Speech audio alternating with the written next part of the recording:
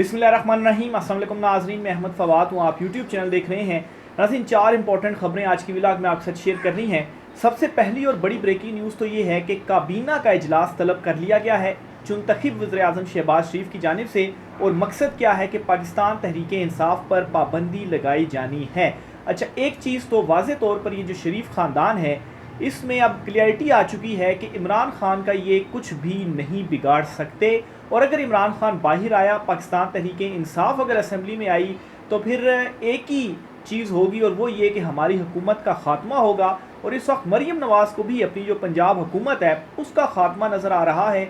इसलिए अदलिया की साइड पर तो ये कुछ नहीं कर पा रहे। पाकिस्तान तहरीक इंसाफ पर किसी तरीके से अगर पाबंदी लग जाती है तो ये एक इनके पास ऑप्शन होगा कि फिर अगर PTI पूरी जमात भी सारे आज़ाद अरकान आ जाते हैं असम्बली में और फॉर्म 45 जो है वो भी खुलते हैं, तो फिर कहीं ना कहीं जो रोला है वो डाला जा सकता है। बहरहाल जी, काबीना का इजलास बुलाया गया शहबाज शरीफ की जानिब से, और ये इजलास बुलाया गया है कल यानी कि मंगल वाले दिन। ज़राए के मुताबिक वफाकी काबीना के इजलास में PTI पर पाबंदी से मुतल्लिक मंजूरी ली जाएगी। वफाकी काबीना इजलास में इमरान खान, आरिफ अलवी, कासिम सूरी के खिलाफ आर्टिकल 6 के तहत कार्रवाई की भी मंजूरी ली जाएगी। और कुछ रोज़ कबल प्रेस कॉन्फ्रेंस में तारड़ जो हैं उनकी जानिब से ये कहा गया था जी आर्टिकल 6 और फिर उसके बाद पाकिस्तान तहरीक इंसाफ पर पाबंदी जो है लगाने का जो फैसला था वो तारड़ ने अनाउंस किया था। लेकिन फिर उसके बाद इसहाक डार ने यू टर्न लिया और फिर उसके बाद जो इत्तेहादी जमातें थीं उनकी जानिब से भी ये कहा गया जी कि इस फैसले पे उन्हें लूप में नहीं लिया गया।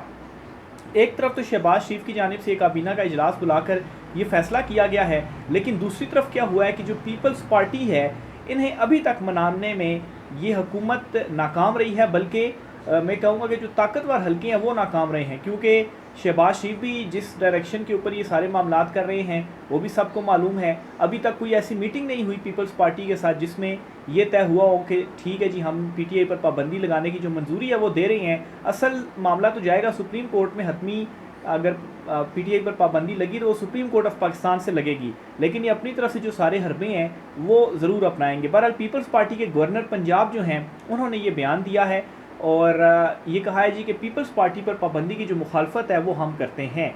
सरदार सलीम हैदर खान है, उन्होंने ये कहा है कि किसी भी सियासी जमात को कालादम करार देना नामुनासिब है। मुस्लिम लीग नून ने PTI को कालादम करार देने का एकतरफा फैसला किया और इस फैसले का ऐलान करने से कबल इन्होंने इन्हें या इनकी जमात पीपल्स पार्टी को ऑन बोर्ड नहीं लिया।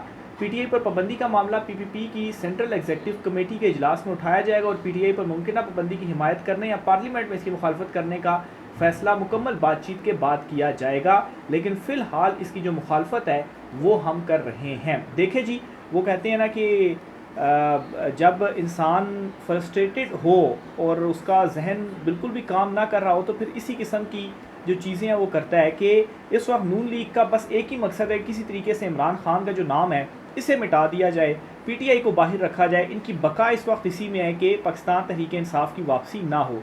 PTI वापस आती है, इमरान खान साहब वापस आते हैं तो इन्हें अपना मुस्तकबिल पता है, जिसका जिक्र राना सनाउल्लाह बेशतर मरतबा कर चुके हैं। और वो कह चुके हैं कि अगर खान साहब आ गए तो फिर हम सारे जो हैं, हमारी फिर जो जगह हैं वो जेल में होंगी। और क्यों नहीं होनी चाहिए आपकी जगह जेल में? जो करप्शन का बाजार शरीफ ख़ानदान ने पिछले 40 साल के अरसे में गर्म रखा, ये IPPs के जो मुआहदे हैं जो 2014 में किए गए थे, इसकी डिटेल्स अभी सामने आ रही हैं कि जब आवाम की जो चीखें हैं वो निकल रही हैं। 50-50 हज़ार एक मिडिल क्लास फैमिली का जो बिल है वो आ रहा है। और क्यों आ रहा है? क्योंकि ये महंगे जो मुआहदे थे वो किए गए थे। और आप देखें कि इस कदर 40 ख़ानदानों को और अपनी औलाद को इन्होंने फ़ायदा पहुँचाया कि बिजली इस्तेमाल की जाए या ना इस्तेमाल की जाए, इनको जो पेमेंट है वो पूरी की पूरी देनी है।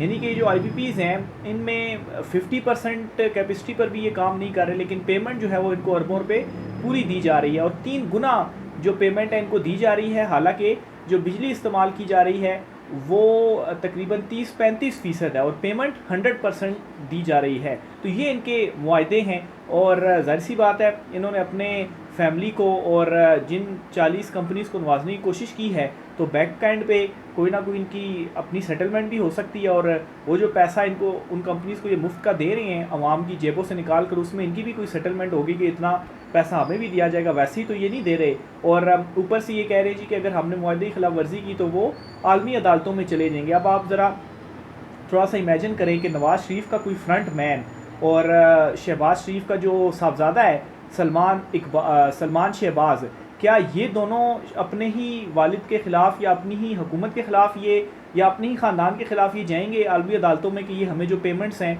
वो पूरी नहीं कर रहे? मतलब है कि देखें ना, अपने बेटे को फ़ायदा पहुंचाने के लिए ये किया गया और अब कहा जा रहा है जी कि हम पेमेंट ना करेंगे तो फिर वो आलमी अदालतों में जाएंगे। क्या सलमान शहबाज शरीफ के अगेंस्ट जाएंगे आलमी अदालत में कि भाई ये हुकूमत हमें पैसे नहीं दे रही? खैर, इस ख़ानदान से कोई तवक्को ना रखें, अगर ना दी गई तो हो सकता है ये चले भी जाएँ।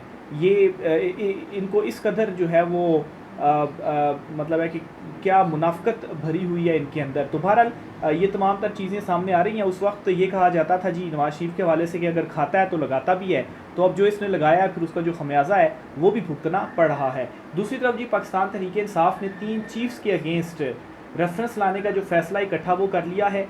एक तो chief election commission Sikandar Sultan Raja के अगेंस्ट ऑलरेडी रेफरेंस दायर है, लेकिन मज़ीद जो रेफरेंस हैं वो तीनों चीफ्स के अगेंस्ट दायर किया जाएगा।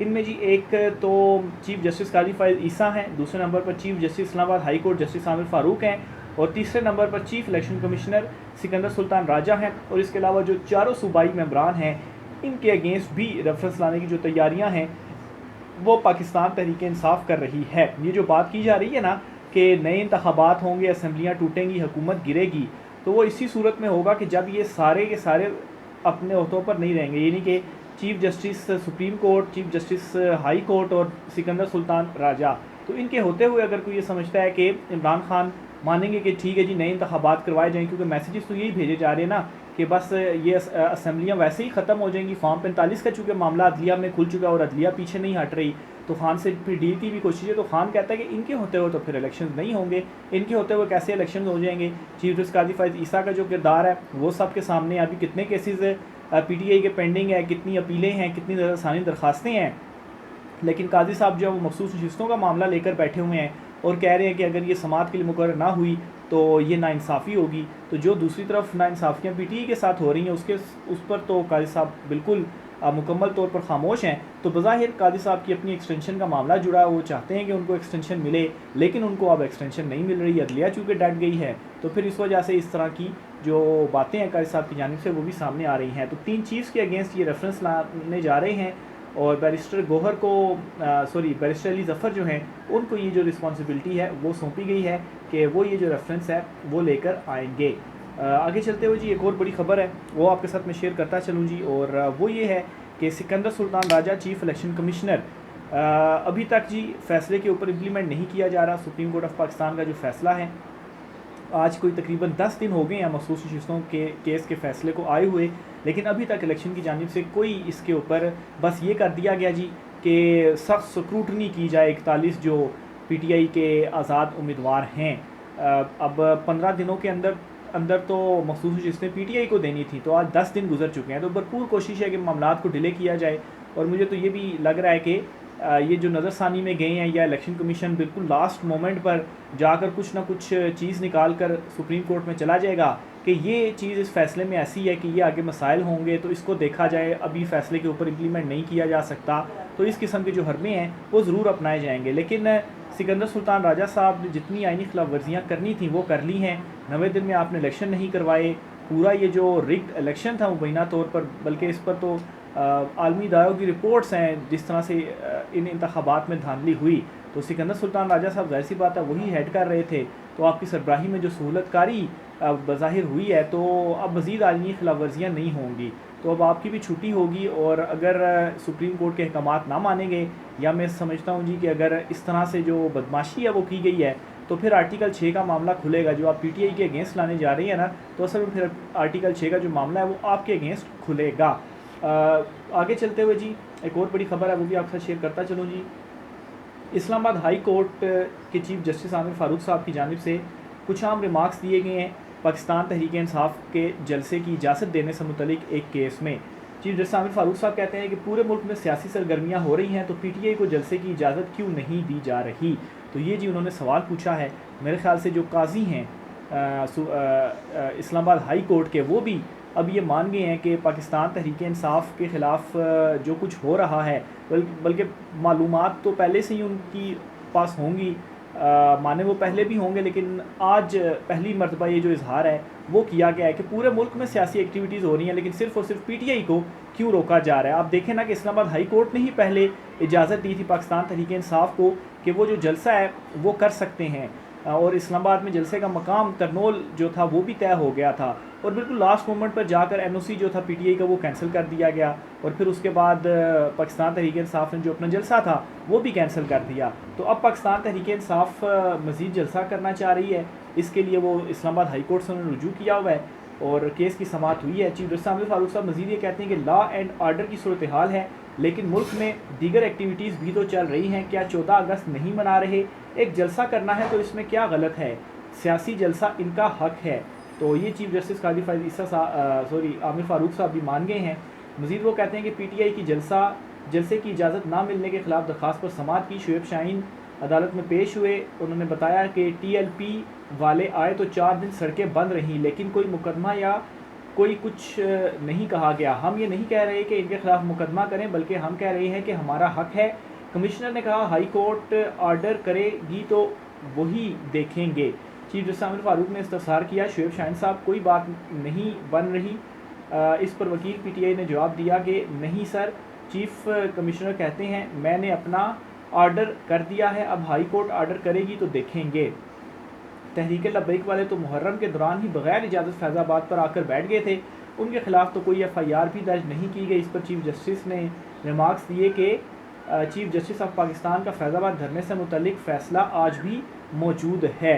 तो बिल्कुल पीटीआई का मौक़िफ़ दुरुस्त है कि फैज़ाबाद 4 दिन बंद रहा, तहरीक लब्बैक वाले बैठे रहे, लेकिन कुछ भी नहीं हुआ, कोई मुकदमा नहीं किया गया, रास्ते बंद रहे, आने जाने में मुश्किलात थी। मैं ख़ुद ऑफिस आने जाने में मुश्किलात रहीं। जुड़वा शहर जो था, जो संगम था, उसको बंद किए रखा, लेकिन जो गालबन आईजी इस्लामाबाद थे वो वहाँ पर जाकर नारे लगाते रहे।